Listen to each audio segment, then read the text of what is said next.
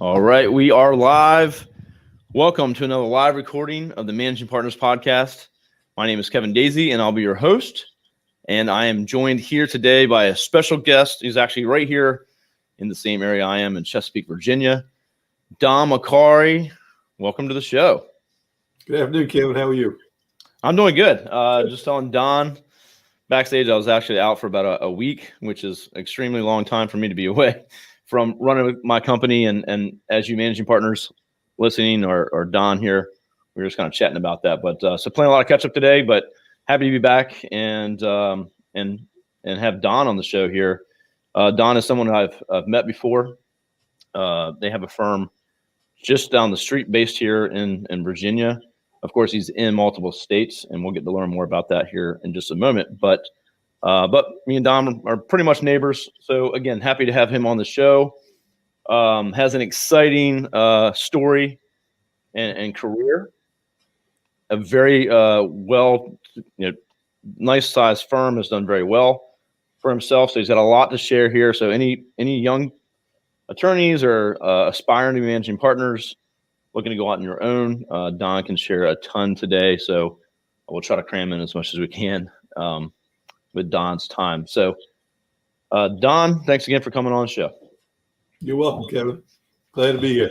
Absolutely. So, well, first question, like I always ask, and I want you to share a lot of some of the cool stuff. Tell us, what made you become an attorney? Okay. What was that moment that you're like, you know what, I'm going to law school. I'm going to become an attorney. And tell us what that was like. Okay. Actually, I started out as a city manager. I have my master's in public administration, and nobody in my family had been a lawyer, but if something was always in the back of my mind. So I was 25, and I decided if I was going to do it before I was married and had kids, I'd go to law school. So I did. Got out. Well, I had a job with the Attorney General's office in Raleigh, North Carolina, but the Navy recruiter was coming to the law schools, and before I knew it, I was signed up and went into the JAG Corps for 4 years. So had a pretty good career in the JAG Corps, then got out and stayed in the Tidewater area. Yeah, so you were mentioning that you really want to be in Charleston, South Carolina, and they sent you here to Norfolk, Virginia, where we're located, which is a great area. Love Charleston too. So while in the JAG program, so tell us a little bit about that, because I know something that the audience will know here soon. But some of the successes you had. Obviously, there was a movie created around you and a case you had. So tell us more about that. Sure. When I went in, they were starting what's called the mobile trial team. So I was defense counsel, and they would fly us out to the ships on the aircraft carriers. We would try cases on board the carriers all over the world. And we got a call one day that there were 10 Marines in the brig in Guantanamo Bay. They were doing these code reds. They'd all made confessions. And so we were supposed to go down there and just plead them out. I had never tried a case up to that point. So I flew down to Gitmo and met with the colonel down there. And my client ended up not taking this deal. And we went to court, and it became the basis for the movie A Few Good Men. So it's tough when your first trial becomes a movie. You got nowhere to go but down after that. But that was the start of my career. Well, that's pretty amazing. So yeah, if everyone listening, A Few Good Men, 1992, I think, when it came out. Right. Tom Cruise or Don Marcari. I wish. I think Don looks a lot better than Tom. Come on. Yeah, that's pretty exciting and pretty cool that in your first trial becomes a movie. That's pretty crazy. So I guess backing that up is basically the two gentlemen, they didn't take a plea. Right. There was actually like usual. Out of the 10, 7 of the kids took a plea agreement. My client and 2 other ones went to court. They were found. We used the obedience to orders defense. The movie, the way it became a movie actually was one of the other attorneys was lieutenant named Debbie Sorkin, and her brother was Aaron Sorkin, who was a 28-year-old unknown playwright at the time. He got director of trial and made a play on it that ran on Broadway for 2 years. Then Rob Reiner from Castle Rock made the movie out of it. So great movie. About half of it's true. When the movie came out, like Clyde and I went to see it together, and there was no Demi Moore naturally, and so about halfway through, I leaned over. I said, David, if there would have been a Demi Moore, I'd have pled you guilty and been in the O Club with her. You'd be in Leavenworth right now. So, That's funny. But it's a great movie. Great movie. Yeah, I assume not all of it was true, and you have to write a movie to sell tickets. But Yeah. but that's so really cool that happened, and and I need to watch the movie again, so I need to go do that. How many times have you actually watched the movie? Did you watch it once and say I'm out? Well, I've seen it a couple of times, but for Christmas for many years, that's all I got for Christmas presents was everybody gave me a copy of the movie. So I got it somewhere at the house, but hadn't seen it in a while.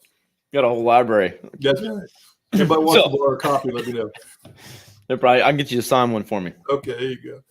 So, all right, well, cool. Well, so let's fast forward a little bit, and so after coming out of there, so take us back, to when you started your own practice, okay, and what that was like, and then we'll talk maybe more about really what you focus on today, what you're passionate about, and what you're doing from a management and marketing side.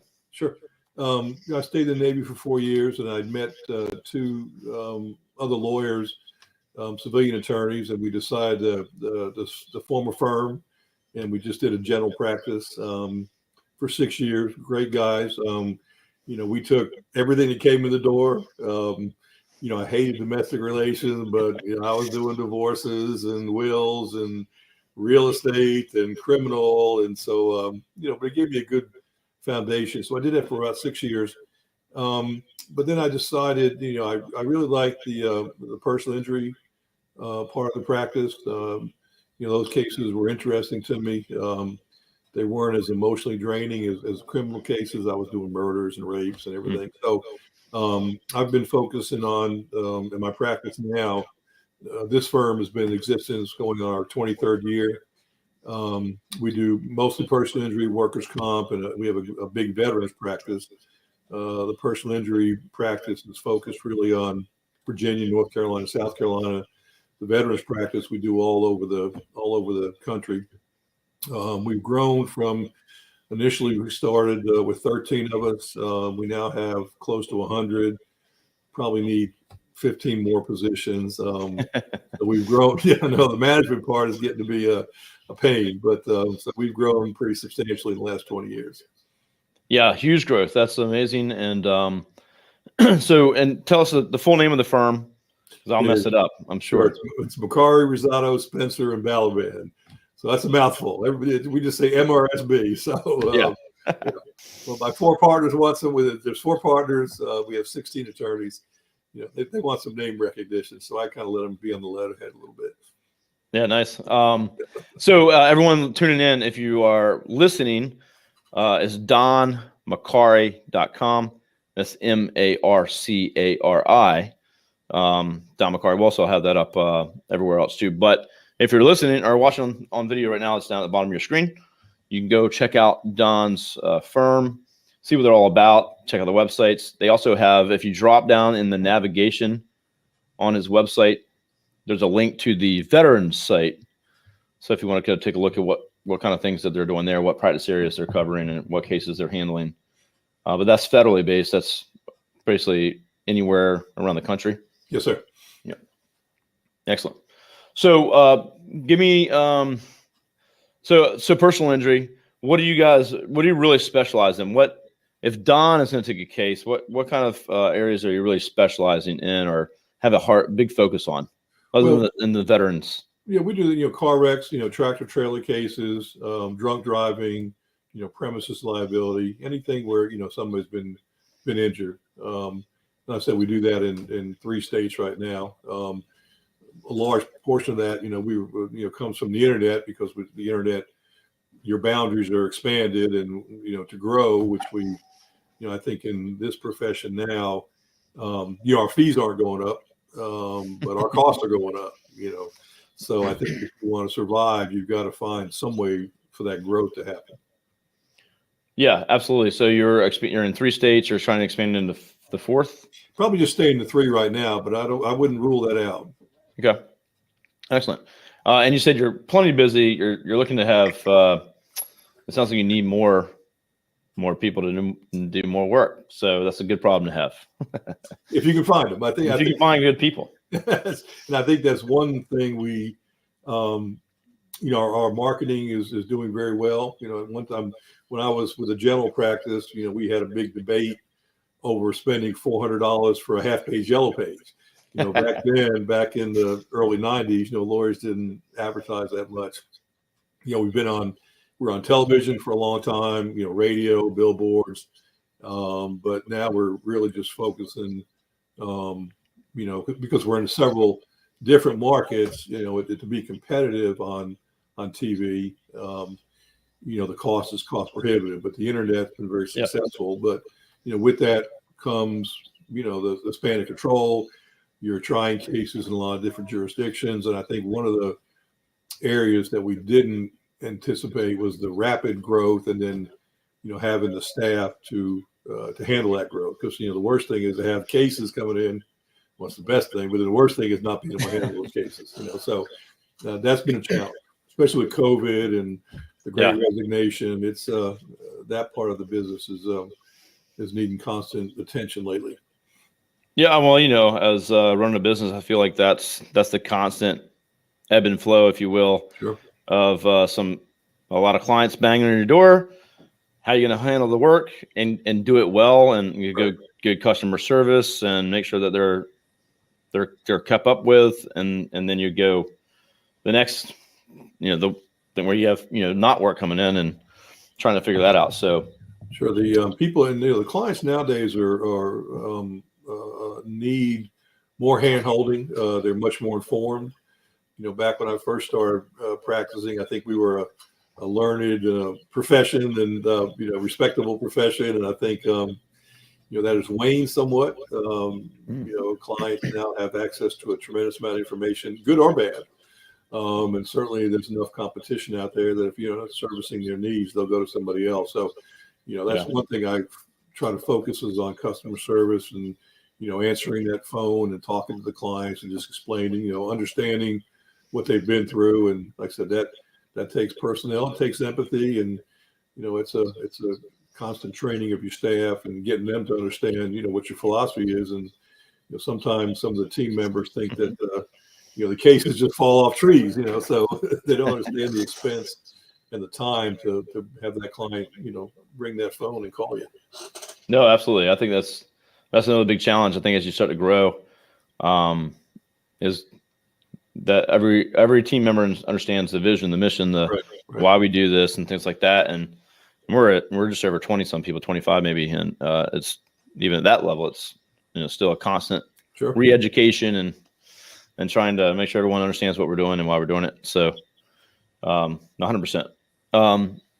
So you do also do medical malpractice. That's something you guys focus on pretty heavily. Yes, sir. Doing less and less of it because it's an expensive and time-consuming area of the law. The cases rarely settle. The doctors have a consensus settle clause. So I think if you're going to get in, I think there's a lot of malpractice, unfortunately, that happens. But I think the key to that area of practice is getting the right case, because you will spend a tremendous amount of time and resources, pursuing that case. And so, medicine's not an exact science. Those are tougher. So we're taking less and less, being more selective in those cases. That makes sense. Are you focused at all on just talking about more like marketing? So I know you're doing a lot more online, which totally agree. I mean, that's what we do. We do digital marketing, and we can be more specific, more focused quickly in a different market versus like a TV or radio. But are you focused at all on Spanish or Hispanic translations? And that's a growing an area, and the initial challenge with that was finding staff that could handle Spanish speaking clients. So now I think we have 3 lawyers that are bilingual. We Nice. probably have, I think, 4 paralegals that are bilingual. So it's a good area of practice. But you need, there again, you got to have the staff to handle that, and to find people that can talk to people and converse and explain the concepts to them, to the client is crucial. That's excellent. Yeah. So yeah, good that you guys had that. I noticed that you had, I think, the translation on your website. So that's why I was asking. And Right.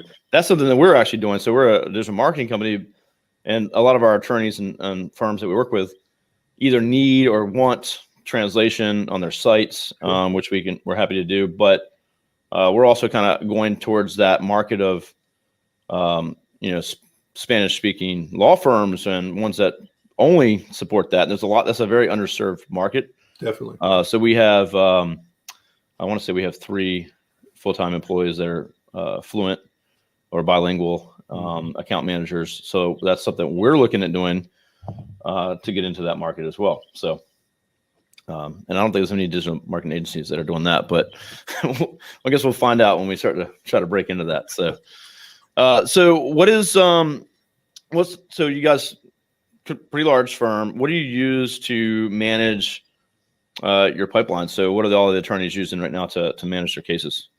Well, I try to keep it, we have, being a former city manager, I think it's crucial to have budgets, goals, quotas. I mean, just, you've got to run it. We're a profession, but we're also a business. So I try to make sure that, each attorney, has no more than 180 to 200 cases. Each paralegal has 110 to 120. I think we found that for the people we have, that's a successful number. Nice. Certainly it matters. I'm still practicing. I still have a caseload. In addition to the management duties, I try to keep that at about 50. But we have an evaluation committee meeting with the 16 attorneys once a month, where anybody can bring a case to the meeting and we can talk about it. I tell the attorneys, look, I've been doing this for 36 years. I've had probably over 200 jury trials, but I don't know everything. And so, the tough part about what we do is there's no book to go by.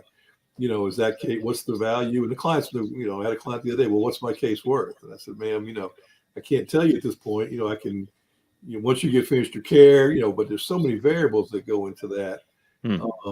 So we're constantly talking, training, just trying to do the best we can, for the client.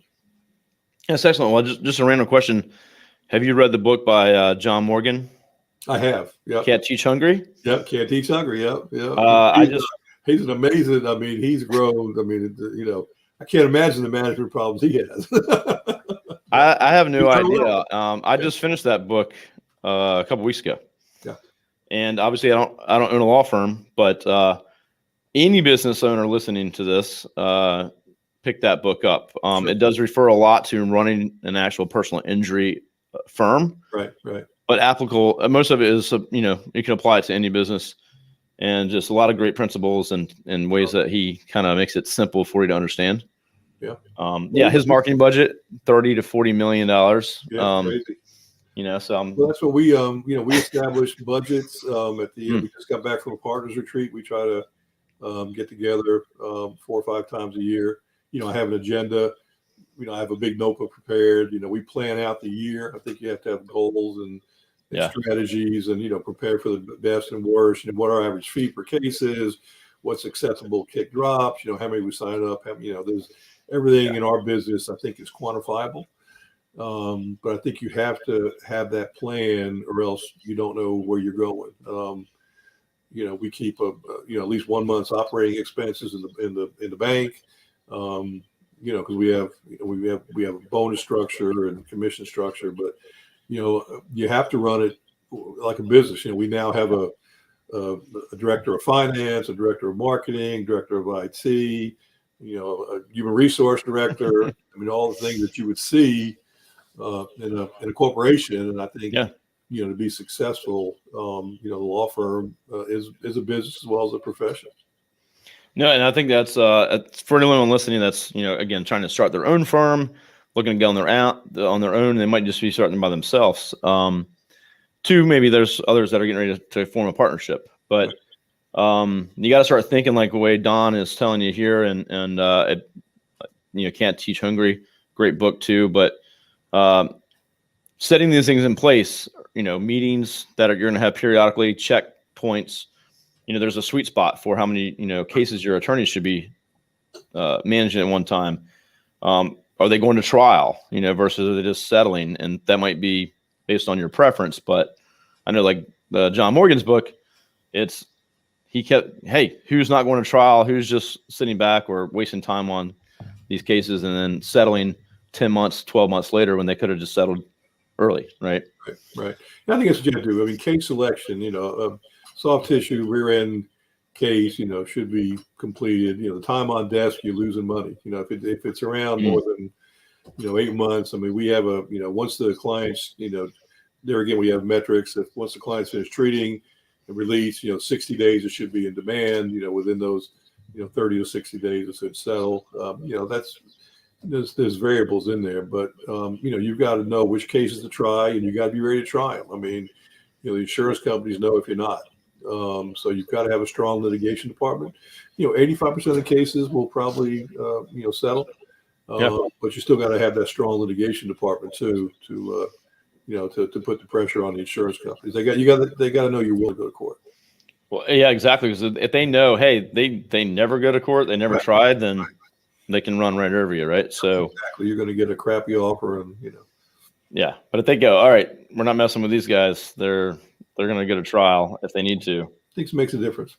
Yeah, excellent. That's a good tip right there for anyone that's, especially going in the personal injury space. Obviously other practice areas, and I think Don made a good point too in the beginning here. He did a general practice, and I've taught a lot of attorneys on here who all mostly start that way, or they intern somewhere, or they're trying to get their pass the bar and all that. So they get that experience and figure out which way you want to go. Don didn't start by saying, I'm going to be in a personal injury attorney. So, but he got enough experience to know what he did want to do. So I think it's okay to go out there and start that way. At the same time, Don, I've had a lot of good folks on the show here that find a super niche after having some experience in another firm, and then they kind of serve that niche that they find other firms don't want to do. And that works well for them because they get a lot of referrals, and they find that little sweet spot. So, specializing, I see that more often these days too. Well, I think you've got to find, the profession of law is, stressful enough. So if you're miserable doing it, it's going to make it that much worse. I've been practicing law for 36 years. I still love every day. I love coming in every day, and there's challenges, but if I was doing, for instance, divorce work, I probably would have found something else to do. So you've got to find what you're happy at doing. And there's a ton of clients out there. I mean, sometimes we think there's a glut of lawyers, but if you're good at it, if you care about the client, you put the client first, you're going to get plenty of business. It may take a little while to start up, but if you got a niche, whatever you want to do, find out what you're passionate about. I tell my kids that. I've got 3 kids. None of them are lawyers. They said, Dad, you work too hard. I just tell them, find your passion, because you're going to be doing it for a long time. Yeah, I mean, if you didn't like it, you wouldn't be still doing it, right? So, and I think that's the difference too. Like if you do what you love and you enjoy it, then it's not really work at the end of the day. Exactly. So I think that's important to get in a space, especially as an attorney. You're going to be working a lot, regardless of which one you choose. So, might as well pick something you're passionate about. I generally passionate about employees and their families and just having a team. So there's other aspects of it if you're running a firm versus just doing the work. So, well, Don, so what is what's the outlook? What's your plan for the next 2 to 5 years? I know we're coming out of COVID, and hopefully things will change a little bit, but we can't control all that. But if you had it your way, what's the next 2 to 5 years really look like for your firm? Well, I think we've decided that we've got to continue to grow. I said that, the expenses, as everyone knows, with inflation, personally, and, malpractice insurance, and, everything is going up. So to compete. We just want to kind of focus in, the 3 states we're in, keep building the value on the cases, taking the right case selection. But, our mission is to grow. And that, I think you just mentioned a minute ago, which I think is crucially important, is to hire the right people, excuse me, and to make sure they know that they're appreciated. I make sure that, I wish everybody a happy birthday. I make sure I know if their child is graduating. I try to go. The first thing I do in the morning when I come in is I walk around the office, just say hello. I mean, I think especially today, I think the team members might have the upper hand. So you've got to just show they're appreciated. And that, money's important.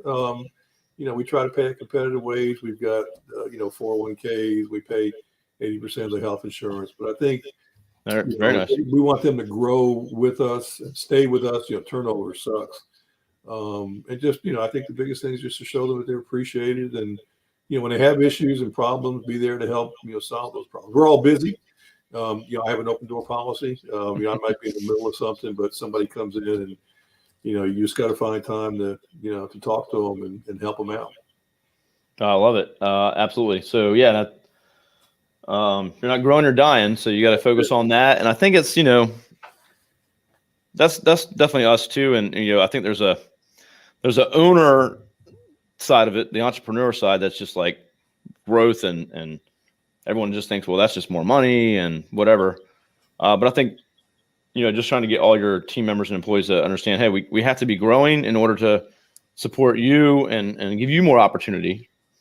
And if you want to manage people or become C-level or whatever, we can't stop growing, because if we don't, we do, then those opportunities aren't there. So, and then not just that, like, it's been, I think, hard for us because our goal is, our mission, I guess, more or less, is to help people like you, Don, help people. So we can bring you more clients that need your help that you can help. So it's kind of like, what's our purpose here? It's not just making websites and stuff like that doesn't really have much of a meaning to it. So we gotta have to dig deeper sometimes and say, all right, well, here's what we really do and why we do it. Well, I think marketing is marketing is 25% of our budget. Whether you like it or not. And I have some partners that, don't appreciate, the value of it. But in this day and time, you've got to market yourself. Whether you think that's seemly or not seemly, it's a reality. And, you've got to, we push the 5-star reviews on Google. I want clients to tell, referrals are the best, source, but you can be the best lawyer in the world. If you don't have the clients, you're not going anywhere. Yeah, 100%. And I get to talk to prospects like that all the time. And I usually a lot of attorneys, and you couldn't even advertise as an attorney, I think back in the 80s. I think whatever it was. Yeah. Yeah. So, for a long time, it was like, and I still talk to attorneys today, especially in like the family practice areas and stuff like that. Hey, we don't market, we don't advertise. We have integrity. We can't say anything about anything. Like we just wait for people to, find us more or less. And I usually tell them this, and this is for anyone listening, and for Don, is if I was just in a serious car accident or I'm going through a divorce or whatever it may be, and I need help, and if Don knew about me, he knew he could help me. But if I don't know who Don is and I go looking on the internet or Google or whatever, and Don doesn't show up, then Don can't be there to service me or help me out. So, but someone will be there to help me out. So it's, usually I tell a story. Well, if I was going through a divorce potentially and I needed information and I wasn't sure, and I Googled for some questions and, could you answer those questions? And they'd be like, oh, absolutely. Yeah. I'm the best around. Okay, cool. What if you answered those questions? You came up, I ended up on your website. I read some articles. You had a podcast about whatever. And I felt a lot of help in that. And then I eventually reached out when I was ready to say, hey, I need your help. And your website's been helpful. You had a video that was helpful to me. I feel comfortable. I feel like I know you. I wanted to go ahead and schedule a consultation. Right. And so that's really what we're trying to do here is, and all firms should be trying to do that, but you have to be there or you don't get the work and you can't help the client at the end of the day. So, exactly. yeah. So that's how everyone should be viewing marketing. Advertising, maybe a little bit different, screaming on TV and all that kind of stuff. And Don's always, I've seen your commercials before I even had my own company or was in marketing at all, like, because you guys did a good job. But they were always classy, nice commercials versus like, other folks that, scream and talk about how much money they're going to get you and stuff like that. So, yeah, I think you've always done a good job with your marketing and your brand. So thank you. Yeah. Are you guys still doing TV now? No, we've been off TV now for probably 5 years, I guess. Because we're in Tidewater market, Raleigh market, Charlotte market, and to compete three different markets was tough. So the internet is where we're, solely, naturally referrals, but as far as the internet's where we've been and been pretty successful at that. Yeah, excellent. Well, I think it's a good move. Again, I don't even have TV anymore. I think I just have like. Well, that's because people got they've got Hulu and all these other streaming services, and you DVR it and you flash right through the commercials. So if you look around now, everybody, I look at my kids over there on their phones constantly, and that's if they want information, it's so accessible right there, right in your hand. Yeah, over 80%. Every time I look at a website, it's like analytics and stuff. It's like about 80%, 75 to 80% are on a mobile phone. Yeah, especially in your industry. Sure. So that you're talking about, 20 to 30% on a computer. So yeah, it's rapidly changing to mobile only. It is. So yeah, you got to be there. You got to be where they are, and you can still do those same commercials on YouTube or Facebook or whatever. You just don't have to do it on TV. So, side note, I was actually looking at all the subscription stuff because I remember like, oh, we cut the cord and we're saving money from Cox or Verizon or whoever you have. And now I have so many subscriptions, I think it totals up more than what my cable bill is. I'm afraid of. So now it's like, whatever, you just spend the money anyway. So, Don, anything else exciting coming up or that you'd like to share? I definitely want to put your website back up here again as well.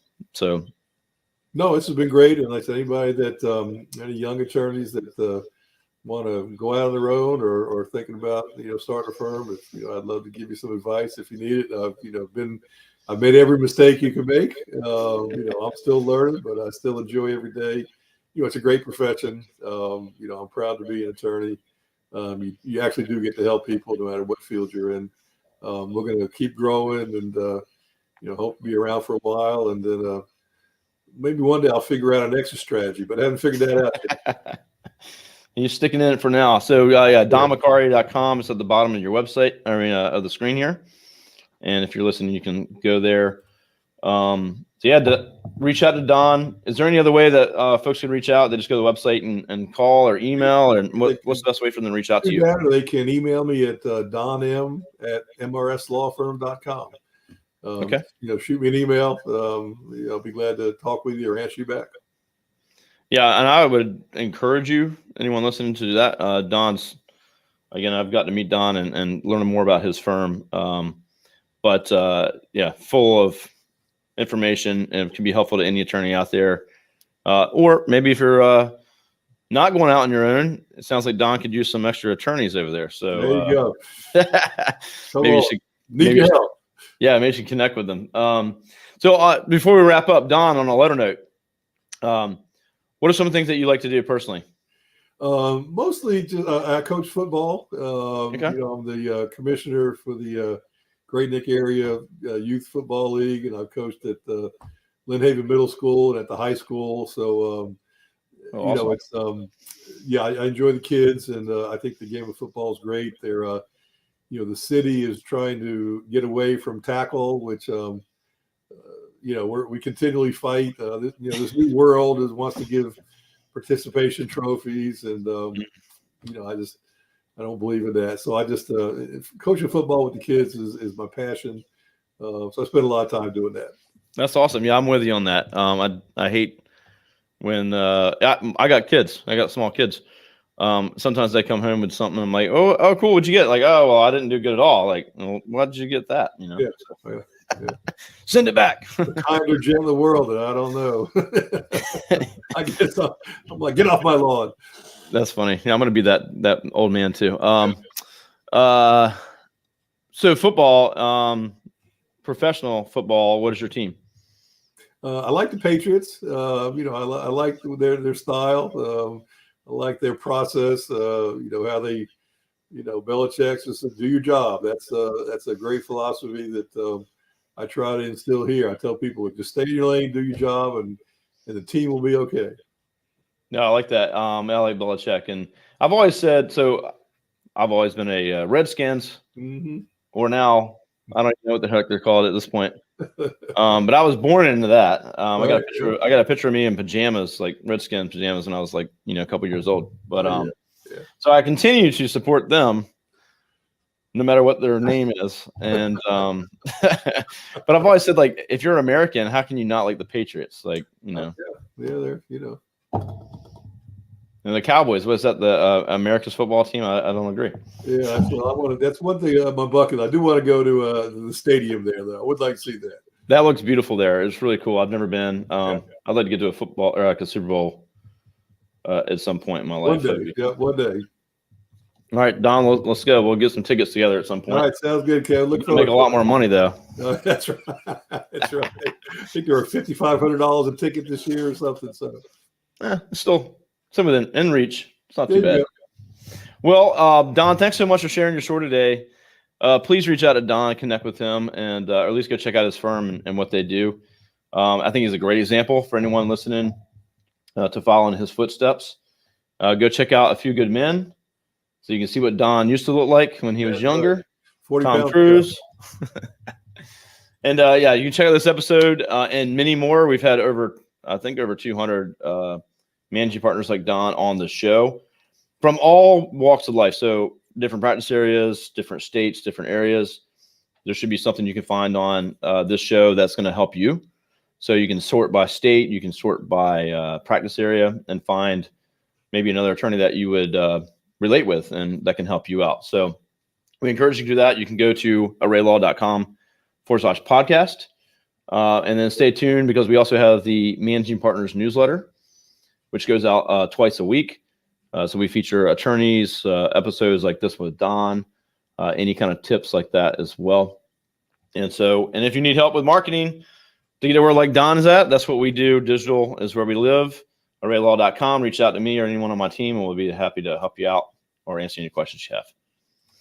So Don, that's all we got. Great, Kev. Thanks. Have a great day. Thanks for joining me. Stay on with me for a second. Everyone else, have a great day. Get out there, put your head down, get to work like Don says, and everything.